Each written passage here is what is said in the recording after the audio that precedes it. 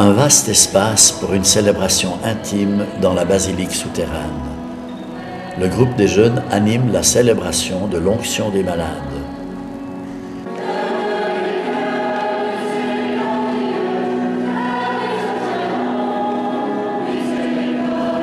Un moment fort qui est attendu par un grand nombre de pèlerins, en particulier celles et ceux qui souffrent de toutes sortes d'atteintes à leur santé. L'échelle se dépouille d'un échelon, mais l'objet symbolique projeté pour la cérémonie d'adieu est en train de se construire. Au nom du Père et du Fils et du Saint-Esprit.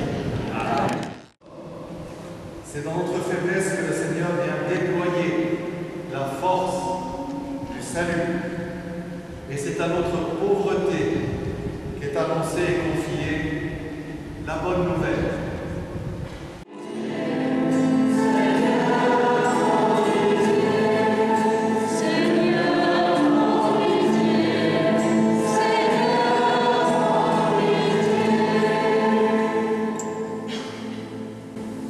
Dieu Tout-Puissant nous fasse miséricorde, qu'il nous pardonne nos péchés, nous conduise à la vie éternelle. Amen.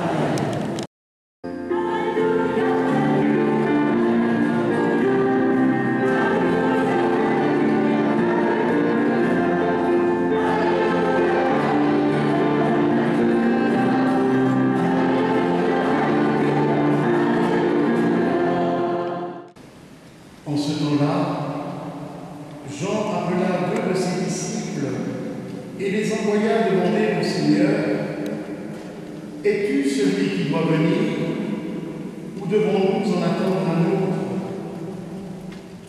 À la question posée par les disciples de Jean-Baptiste, Jésus répond par l'accueil des malades et des infirmes, par des guérisons de toutes sortes de maladies. Cette compassion de Jésus est prolongée aujourd'hui pour les pèlerins qui le désirent, par l'onction avec l'huile sainte sur le front et les mains des personnes. Que l'Esprit Saint vous libère de tout mal et de tout péché, que le Seigneur vous réconforte et vous relève.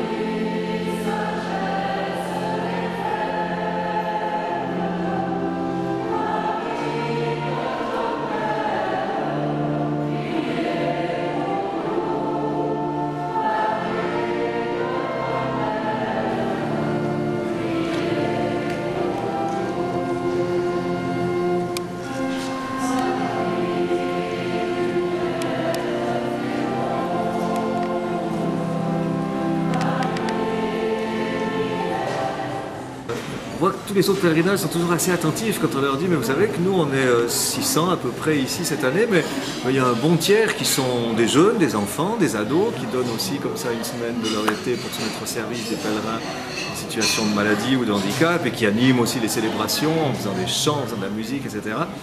Je crois que c'est, alors bien sûr on dira c'est évidemment indispensable parce que le pape l'a redit aux dernières JMJ à Panama, enfin Dieu est jeune et la jeunesse c'est l'heure de Dieu, donc si on ne met pas l'accent sur la pastorale des jeunes et sur l'appel des jeunes et des familles, ben notre pèlerinage il va s'éteindre, enfin il faut toujours le renouveler avec des jeunes. À Lourdes, sur les hauteurs de la ville, on a créé un village des jeunes. Les adolescents, qui forment un groupe important dans le pèlerinage de la Suisse romande, y logent sous tente. Durant toute la semaine, ils participeront à des activités variées ainsi qu'aux grands moments du pèlerinage. Des animateurs nombreux et expérimentés les accompagnent. Les adolescents se préparent à vivre maintenant un moment bien particulier, celui du sacrement du pardon, sous le regard de Sainte Bernadette.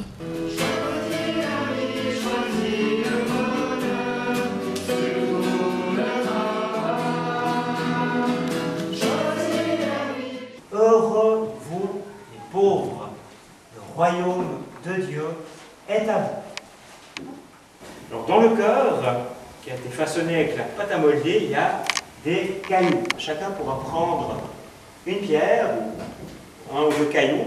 Que faut-il pour avoir la vie éternelle, pour vivre avec Dieu? Et Jésus lui répond, aime Dieu de tout ton cœur, aime ton prochain comme toi-même.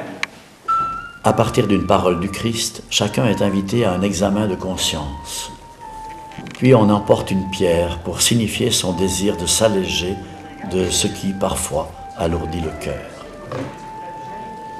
Ceux qui le souhaitent peuvent ensuite recevoir le sacrement du pardon, un acte à l'évidence libre.